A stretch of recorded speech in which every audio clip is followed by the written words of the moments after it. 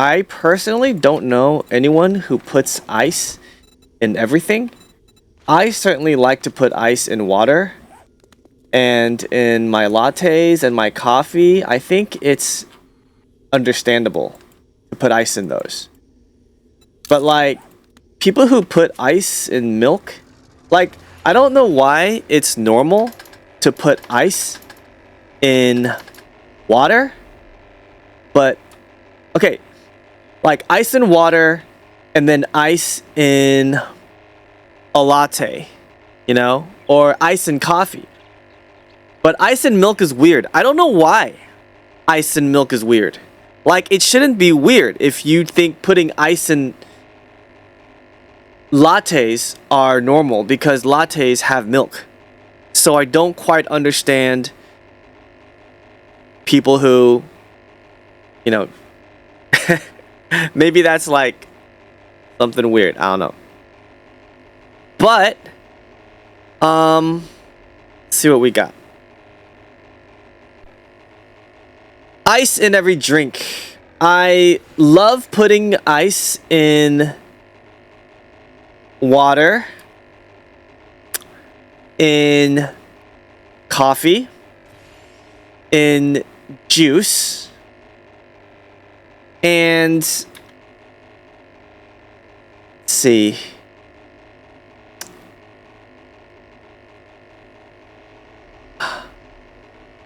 Yeah, I think that's really it.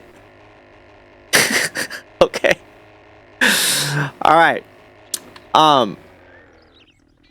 What kind of toilet paper do you use in your part of the world? Because, you know,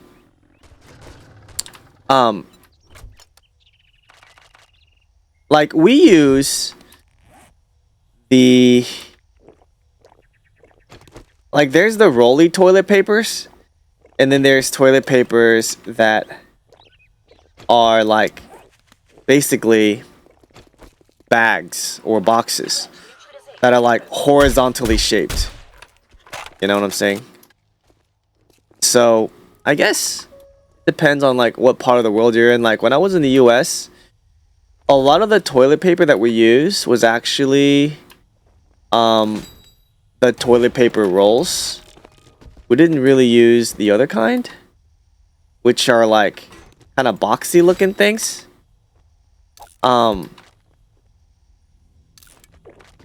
So, and in terms of like what direction the toilet paper goes, like what paper should the rolls be in when you kind of pull the toilet papers out? Like, I think I like my toilet paper rolls over. So when you pull it, the long sleeve is not coming under. You know, it's coming from overhand. Like why would you pull toilet paper the other way? That's weird. Because if you pull it underhand, it's harder to tear off. Like why would you make life harder for yourself? You know what I'm saying? That's all. Oh crap, I didn't see this dude.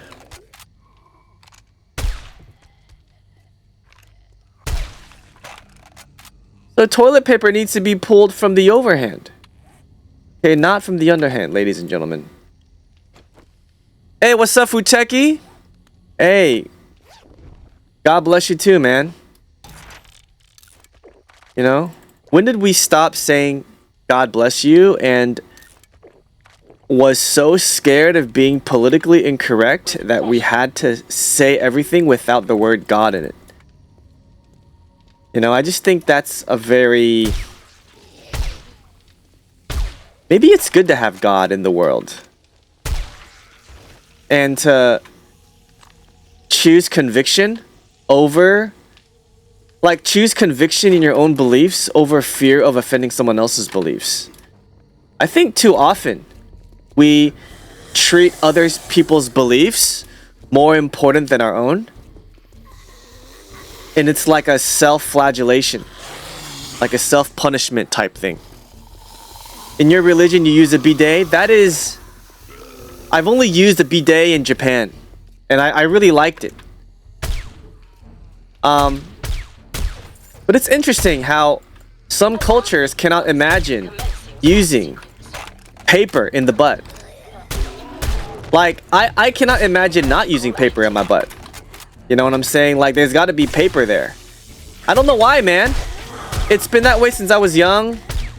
And I kind of never questioned. I kind of never questioned it. You know what I'm saying? Good lord. Hands off. So, I also like to poop, and then I like to shower after I poop. So, in Taiwan, our bathrooms, our toilets are in the same... Basically, there's no... like... Look, when I was in Plano, Texas, which is where I was raised, right? In Texas, you know, we kind of didn't question it. Like, there was a bathtub, a sink, and the bathtub was isolated. And the bathroom had, like, tile floors, right? Or carpeted floors. But in Taiwan, it's like the whole bathroom is like it's shared. So there's a drain and you can shower in the whole bathroom, which is really, I thought it was really weird when I first started coming to Taiwan. Bidet is a standard built-in the Middle Eastern bathrooms. That's cool. Yeah, in Japan, apparently it's normal there too. But Japanese people and Chinese people, there's not much difference. But it's so weird how in Japan, you know, there's an old legend that Japanese people came from China, and that like basically the smartest people from China left China and went to Japan and established Japan. But that's just a rumor. Might be true. Who knows? And they use bidets all the time. So take that for what you will. I think as long as your butt is clean, I don't really care. It really irks me when somebody who like goes and poops and comes back and sits down in my chair. Like, it really bothers me because they just took a poop, and no matter how clean their butthole is, I still feel really uncomfortable that like, hey, their butt is sitting on my chair. Should it be on my chair? I feel very uncomfortable right now. I feel violated right now. I don't know if any of y'all feel the same way. You feel a sense of violation when somebody who just took a poop is sitting in your chair or your couch. But that's definitely how I feel. And so I like to keep my butt clean. I'm very like paranoid and very OCD when it comes to like having a clean butt. Like, Master, this is becoming repetitive. I know it's gross, but I think butts are... Ouch! I think having a clean butt is very hygienic. But sometimes you could definitely dig a little too deep, you know? Or be a little too... Be a little too, Be a little too over the top and a little too aggressive when you're wiping. And then, you know, your booty experience can be a little less pleasant than you'd hoped. But that's just me, and I think it's kind of funny. But it's cool that bidets are normal and people still use them. That means that it's working in different parts of the world and that people's buttholes are clean. That's all that matters. I know it's a really weird thing to say, but it is what it is. And please don't sit on my couch or my chair if, you know, your butthole is dirty. And the reason why I like to take a shower after my poop is because I know I can't get it all out. with paper. It's just impossible. Making your bed. I used to make my bed, but I haven't in a long time. I don't really think it's a sign of anything. It's just a preference. Some people think that making your bed is like the first discipline or whatever, but I think as long as your mind is organized and disciplined, I don't think it matters if you make your bed or not. That's just me, okay? Um let's see. But it is nice to not find anything unpleasant in your bed, because sometimes like I could be maybe doing my bed before I go to sleep just to make sure my blanket is in a position where I can comfortably sleep. And let's see. And then I'd find my kids' toys in my bed, and I'd lay down and I'd feel something really hard underneath me, and it really hurts when I lay down. Like, I don't know if y'all felt that or had that feeling, but if you have kids or you have dogs or pets and you keep those things in your bed, you could kind of feel it and it hurts. But it does happen. And I do encourage my kids to not be too messy. I guess when you teach them young, and then when you get older, you don't really notice, but showering in the morning versus showering at night. I am a huge proponent of showering before you sleep, no matter whether or not it is day or night. Like, right? Because I work from home, so I stay at home all day. And I tend to shower before I go to sleep in the afternoon naps. And if I do take a shower then, I don't take a shower again at night. Unless it's a hot day in Taiwan and I'm sweating bullets, I would have to shower. Oh, there we go. All right, well, we're having a little lighting a lighting episode here. Let me just turn that off then. I'm getting way too many lights that are flashing.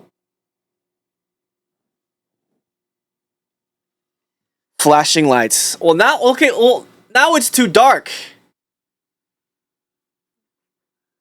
I guess I have to fix that in post-production, unless I actually make it brighter. I'll make it brighter on both sides. It might be easier to see.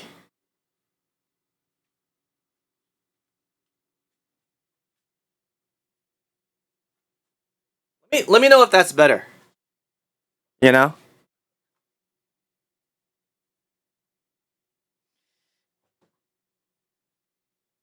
All right, here we go. Your kids sending their troops to your bed to conquer it. Yeah, they like to take toys and play in bed. That's whatever. You know, a part of being a father is having to accept that even at my work desk, look at this. I have this toy here. Cars. They love cars.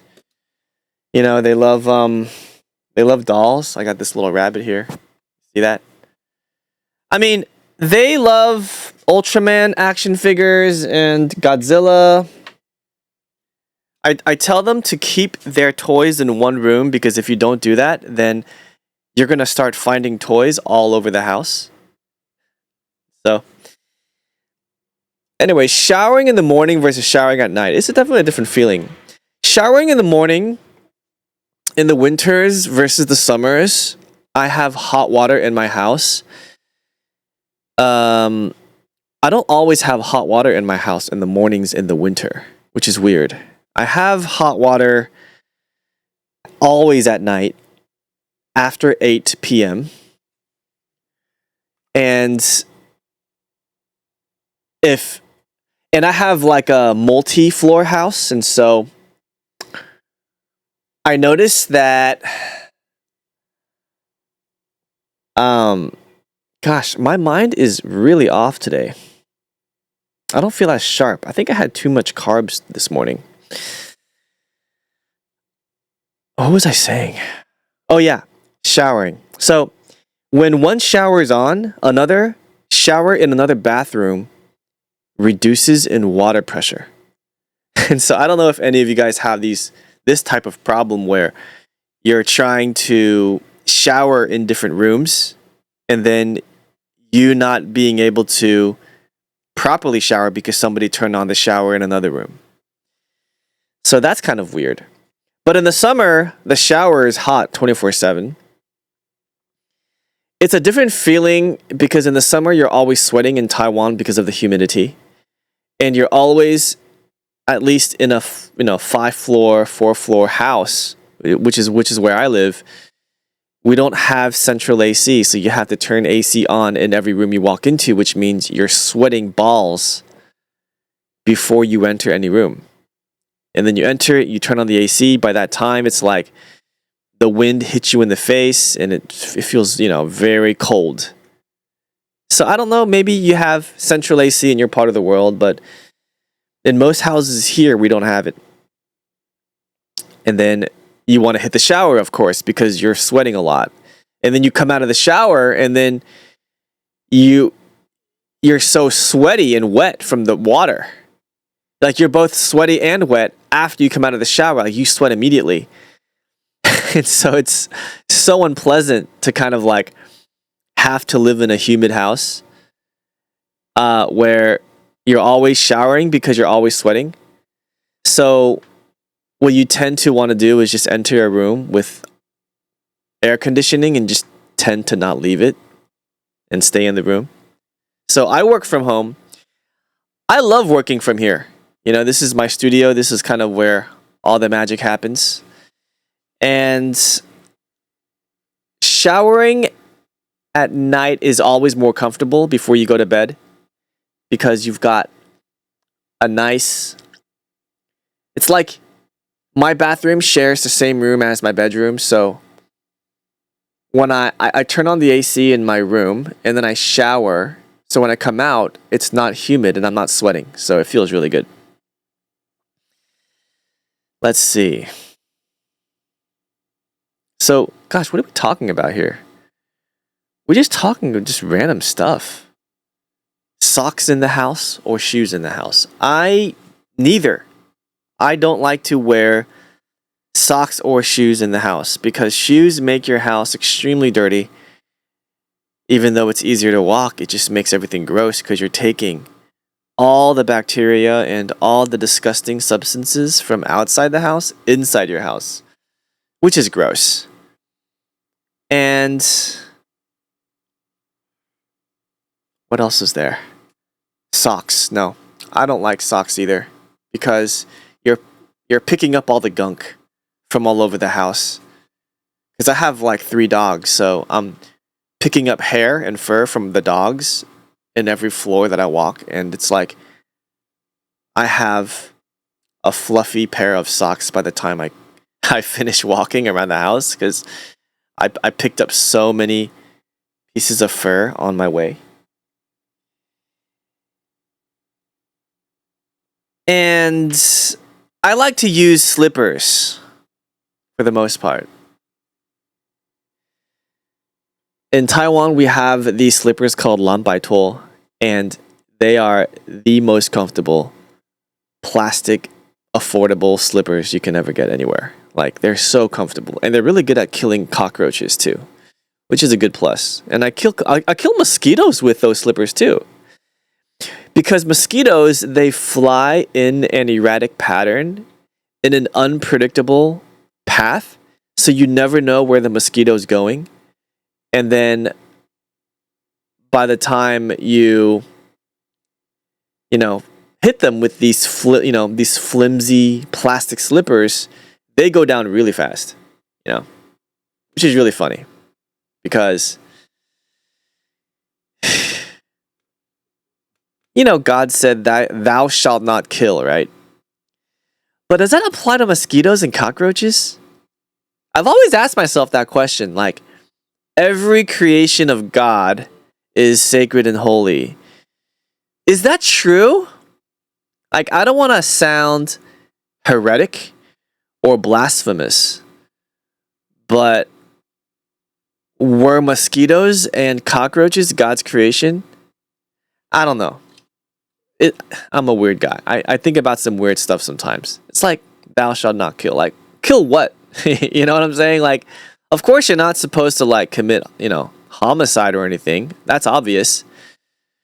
That's just against the law, period, right? And also enforced by God as well. But mosquitoes and cockroaches? Flies, ants, spiders? Are you supposed to kill those? I don't know, man. It's like, oh, they're parents too. They have children too, but really? Spiders? Roaches? And so I don't like wearing socks or shoes in the house. Slippers all the way with bare naked feet. All the way, baby.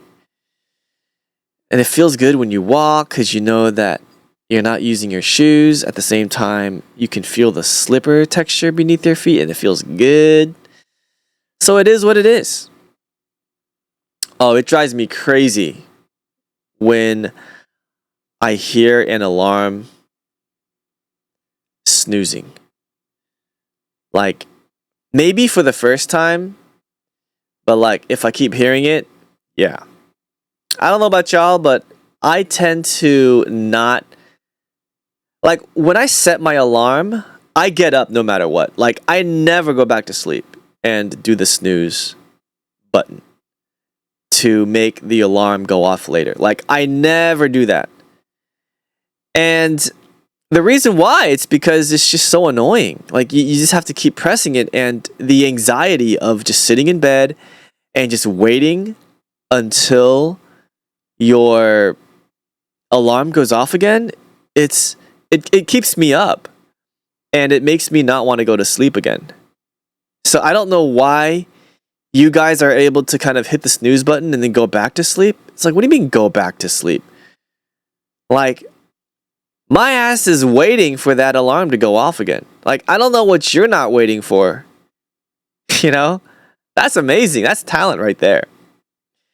And so I would rather just hit that thing and just get right up because I don't want to wait. And usually if I set an alarm, I'd want to set it so that I know I'd have an hour's worth of time to sleep.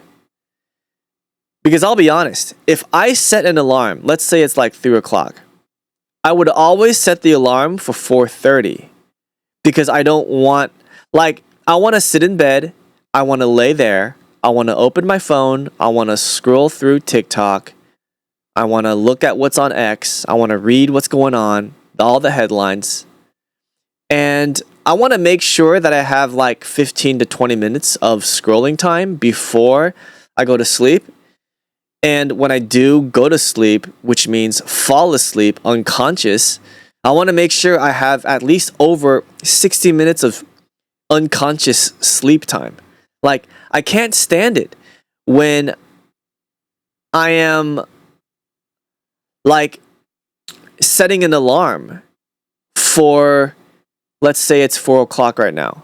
Like, I would never set it for 4:45. The anxiety of waiting until 45 minutes pass 4 o'clock, knowing that I'm not going to get 60 minutes at least of sleep, it drives me crazy. Let alone like 30 minutes. Like, I would never set an alarm for like 30 minutes. Like, are you neurotic? Psychotic? 30 minutes? Man, that means there's no TikTok time, bro. Come on. I got to get my TikTok in there. I got to scroll my phone a little bit. And so, is hot dog a sandwich or not? I would say anything between 2 slices of bread or 2 food objects made of dough is a sandwich. Or anything but what about if it's encased in a dough food substance? Then is that a sandwich? Like a bagel that has hot dog meat inside of the bagel. Like anything wrapped. Is that considered a sandwich? I don't think so. I think a sandwich needs to be naked on all sides. Hot dogs, yes, it's naked on two sides. That counts. It still takes dough to create whatever is holding the hot dog. So that's fine. But yeah, that's kind of what's been on my mind. You know, hot dogs are definitely sandwiches. Hamburgers are sandwiches. Sandwiches are sandwiches, which is a stupid thing to say.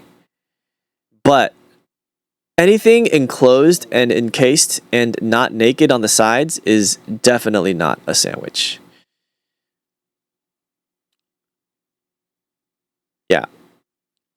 My favorite meals in general, I like to cook eggs.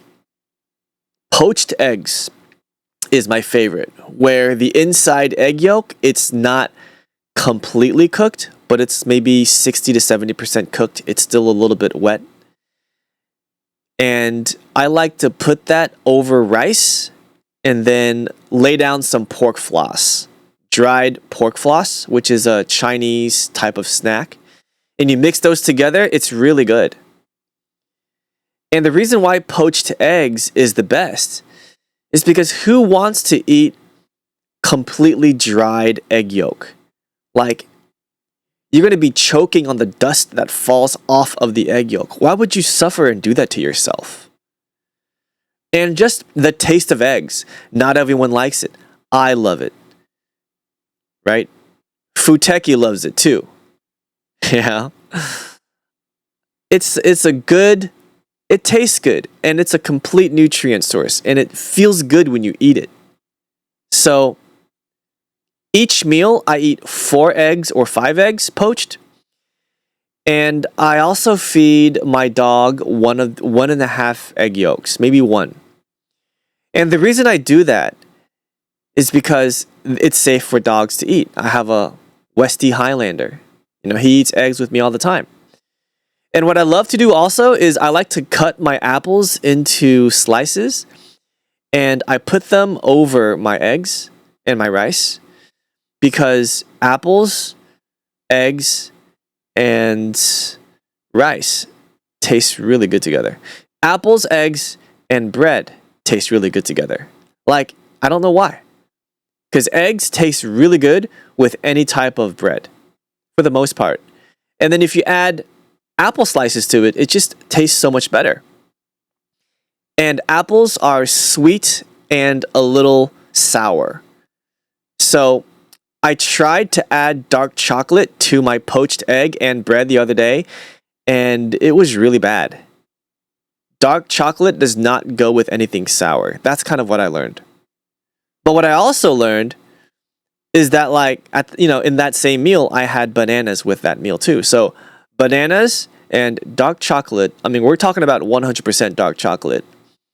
Bananas, 100% dark chocolate, and bread and poached eggs actually tastes really good because you've got the sweetness from the banana, you've got that nice, fatty, meaty, feel-good, healthy poached egg in there, which I use olive oil to cook. I always use olive oil or butter to make or coconut oil to make my poached eggs. I love eggs. And I also, in that same meal, I usually eat raw carrots. And my dog loves raw carrots. So she eats them with me. Raw carrots taste really good with apple alone. So just the two of them together, especially when you eat the apple with the skin on, plus the raw carrot. Of course, you have to shave the skin off the raw carrot. But boy, the raw carrots taste really good with apples, man. Like insanely good. And that's usually my meal. And if I have any cinnamon stick left over from my latte, I will definitely eat bites of that with my poached egg, bread, and whatnot. Because cinnamon, it's really spicy on the tongue when you chew it alone. But if you eat it with other things, it kills the spiciness that your tongue is receptive to.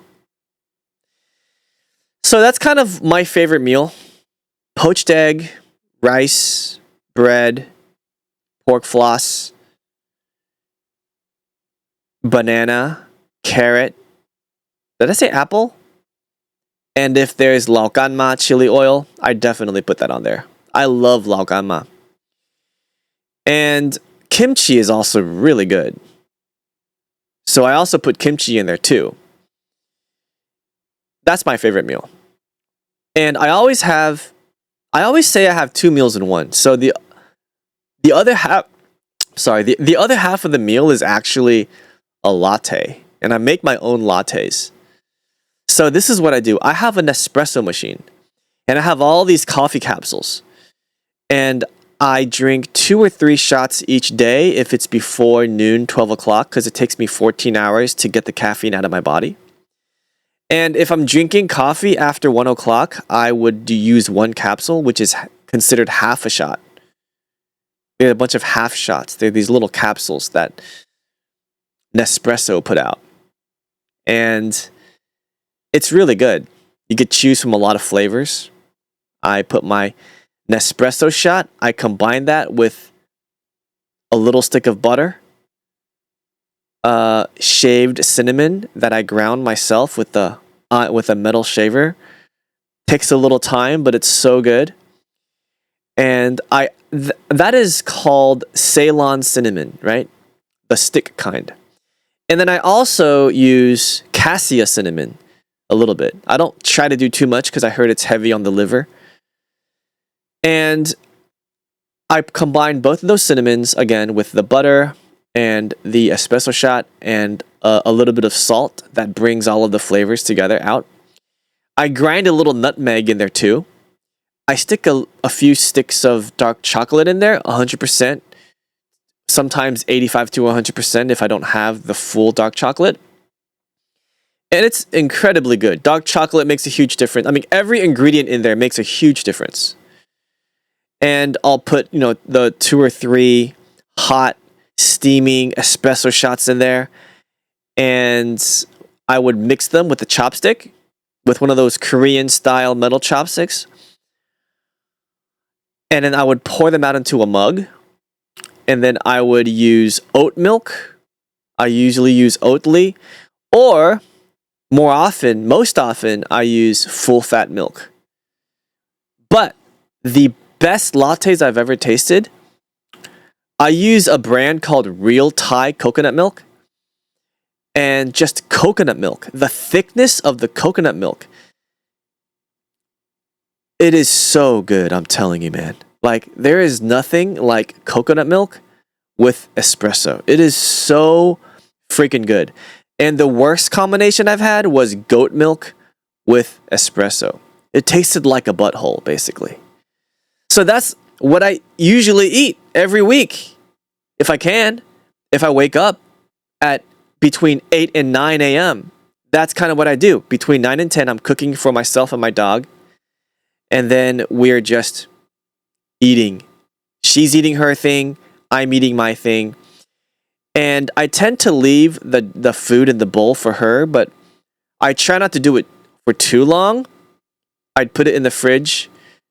If it's anything longer than like 4 to 6 hours, I try not to let my dog still eat it because I want her to eat fresh food. But for myself, on top of what I eat, I'll also include or try to include 1 leafy vegetable and 1 cruciferous vegetable.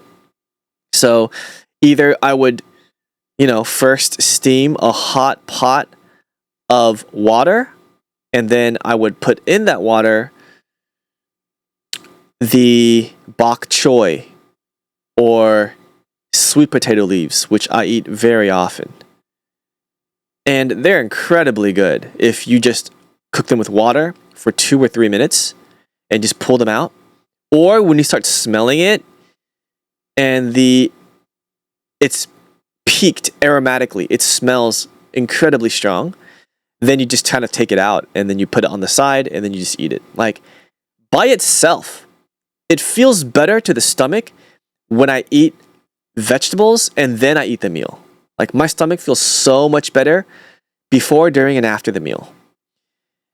And right after I finish taking out the sweet potato leaves from the boiling pot of hot water, I would immediately put the broccoli in there for 2 and 3 minutes. Take it out, and then now I have all the vegetables that I'm going to eat for that day. Just cook it in one meal. And if I'm not eating broccoli, I'd eat cauliflower. And if I'm not eating sweet potato leaves, again, I'd eat bok choy. So that's how I eat my meals. When I'm having a complete meal, that's kind of how I usually do it. Sometimes I'd have steak with my eggs if steak is available. And I like to eat Australian steak. I'm a huge fan of Australian steak and Australian lamb. Really good stuff. And so that's what I usually eat every day. Now, when you put cereal inside a bowl, do you put your milk first or your cereal first? I think it's kind of psychotic if you put milk in there first. Because, like, what is the milk soaking? The milk is not getting anything wet, so why are you putting the milk in there first? Unless you want to drink it, then that's fine. But if you're putting milk in there first, and then you're pouring the cereal in there, that's weird, bro. Always pour the cereal first, and then the milk, and then eat it. I don't see why that's hard. Maybe put a few pieces of banana in there, or other fruits, depending on the flavor of the cereal. But why would anyone put milk in there first, man? That's just being weird, bro. Always put the cereal in there first.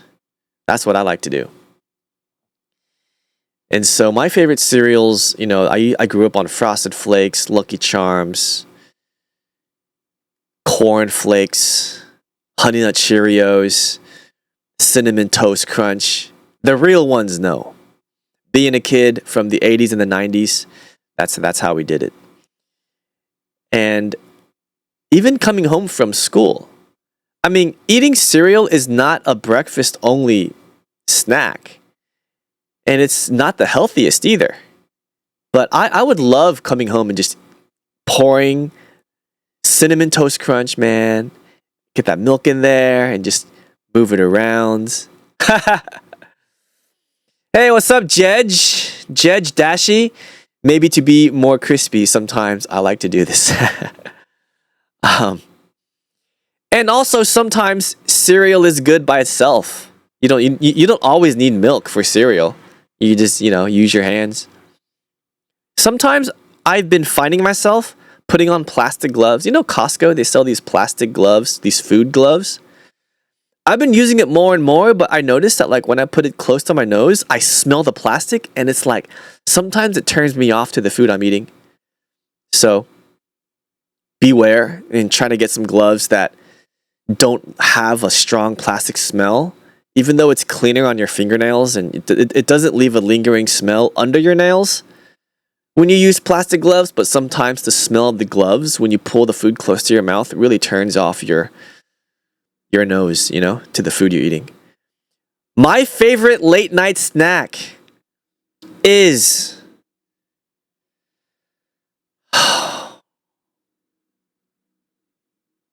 ooh, that question made me pause. What is my favorite late night snack? I don't eat late night snacks because I always feel bad when I wake up the next morning, and it keeps me up at night so I don't sleep because I'm digesting and I'm excited.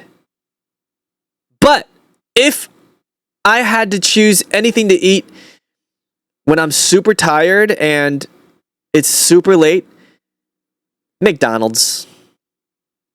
I would definitely eat McDonald's and fast food, but I know that I would start feeling something. I tend to stay away. I mean, I Uber a lot because I have kids. When you start having children, you'll find that Uber Eats is your lifesaver. Sometimes you don't have a car to leave the house. And sometimes you do have a car, but you don't want to take the kids out because you're afraid that it's going to be a crazy management issue when you leave the house. You know, it's going to be complete chaos when you get on the car. And then when you get out of the car, on your way to the restaurant, chaos every way, every step of the way to the restaurant. And then you find yourself wrestling your kids, like mentally, trying to keep them in their seats in the restaurant. Did you ever try to cook something right from the butcher shop so you reduce microplastics? That's a good question. I never thought about microplastics when it came to packaged foods. Like, I get my beef from Costco. I get it from PX Smart, Carrefour. It's better to do that, huh? To get your cuts straight from the supplier. That's a smarter idea, actually. I should do that. I'm lazy. I drive a car. I've got a white Tesla. By the way, they're really comfortable. I mean, it is the best car I've ever driven. And I've driven not that many cars, but it's a really comfortable car. And these markets, it's never convenient parking in any of these markets in the morning when I try to get out in Taiwan. So I tend not to go to these markets. And yeah, I can buy a scooter. I can ride my bicycle.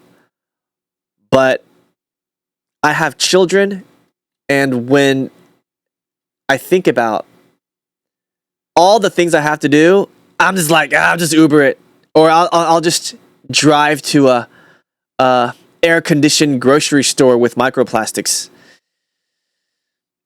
The only thing you don't like is the paywall. Yeah. It is more expensive to eat your meats from a grocery store than a butcher, but the butcher provides the freshness. And it's more likely organic than what you're getting in the store. So, the Tesla. I mean, yeah, it is. There is a paywall for the initial deposit, but the monthly installments are similar to other cars. So it's all about like, hey, let's see if I could save enough just to get that initial deposit. But driving a Tesla changed my life and it changed my lifestyle. So I am no longer guzzling gas at these gas stations, waiting in line. And it saved me so much time. Sometimes you wait up to 15 minutes in some of these gas stations.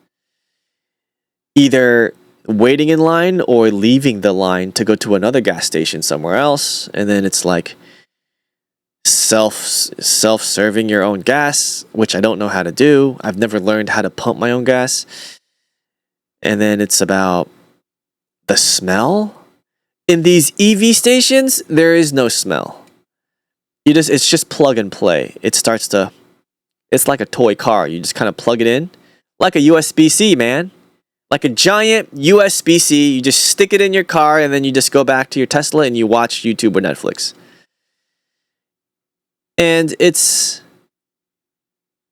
quiet. There's barely anybody at the station because everyone's in their car or they're kind of on their phone, but there's not many people waiting. Nobody is waiting because everyone has a station. Like there's just that many stations, that many more stations than people driving these. So that's what I like to do. You know, I don't even know what I was talking about. Grocery stores, farmers markets. I need to learn how to choose my vegetables and fruits better. That's why I go to grocery stores, actually, is because I don't really know how to choose what's good or not. So I'll just like go in there and I'm like, oh, this looks fat.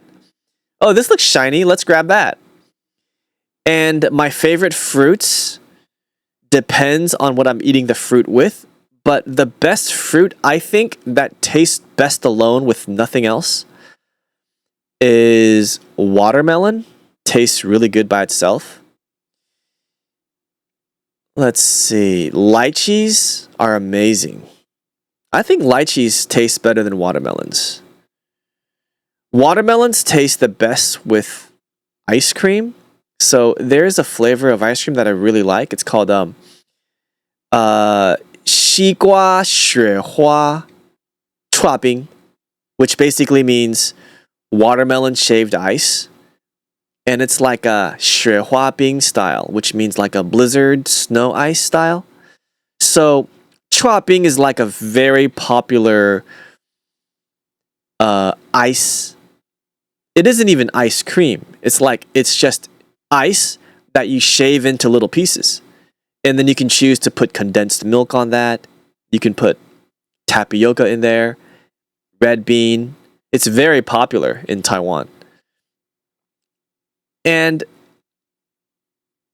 the watermelon flavor is so delicious, especially when it's not just shaved ice anymore. It's like shaved ice that melts like snow. So it's like shaved snow. I can't explain it. It's incredible. Futeki. Speaking of fruits and vegetables, I suggest a short content using the tier list for them. Are we allowed to post a link? I guess. I don't see why not. Jedge Dashi, yeah. If I would think about buying family car, I would actually think about Tesla, but in other situation, I don't know. For instance, Cupra does a good job right now. That's cool. All right, Fruit Techie, thank you. The fruit tier list. Oh, you mean like a S tier, A tier, B tier?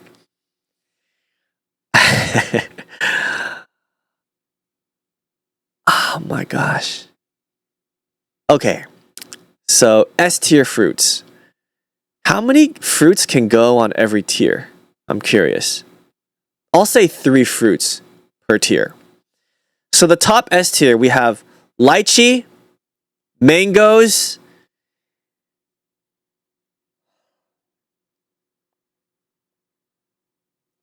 man, this is hard. The third one is hard. Because it's got to be the best one, right? Lychees, mangoes, and watermelon. For the A tier, we have yellow kiwi,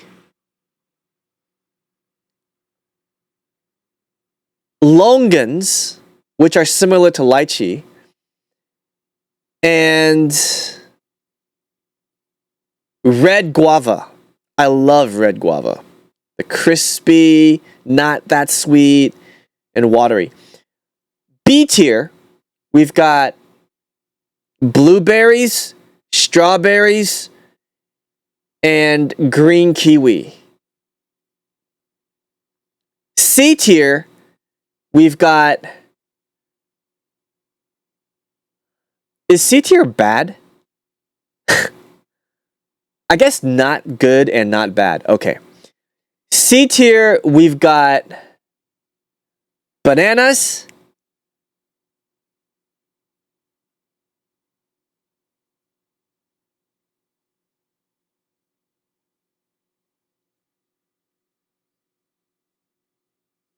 I guess there's 2 more, but I can't think of them. Bananas, cherries, and apples. D tier, the cursed fruits that I would never touch. Durian. I had warm durian once. I almost threw up in my mouth. Star fruit. I can't do it, bro. And the worst fruit in the world. I would say that's it. That's pretty bad. Yeah. Yellow kiwi is extremely sweet. Green kiwi is a little sour, so I tend not to. It doesn't do it for me. IMO. But when green kiwis are almost expired. Like they're ripe to the point where I just can't. Like they're almost dissolving in your fingers. Like, yeah, sure, I might upgrade that one tier, but green kiwi is mostly sour, and I just can't do sour fruits. Like my tongue cringes with saliva when I think about sour fruits. Like it's gotta be sweet, man. That's the whole point. If I want to eat something sour, I'll just eat vegetables. Actually, if vegetables are sour, that's also not a good sign either. If I want to eat something sour, then I will eat fermented vegetables. I love fermented vegetables. I was in Seoul, Korea in 2024. I went to Seoul twice. That's how much I loved Korea. In 2024, I went there twice.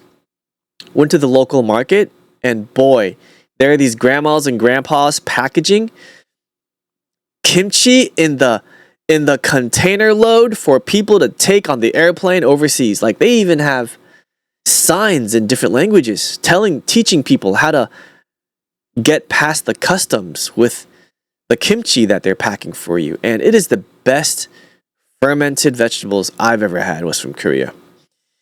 Jedge Dashi says, I don't know. In our country, the green kiwi is extremely sweet. Maybe some kind of modification. Jedge, what country are you in right now? And by the way, I'm going to drink some water. What I like to do is I like to put apple cider vinegar in my water, which is why my water looks a little bit dusty and dirty on the bottom.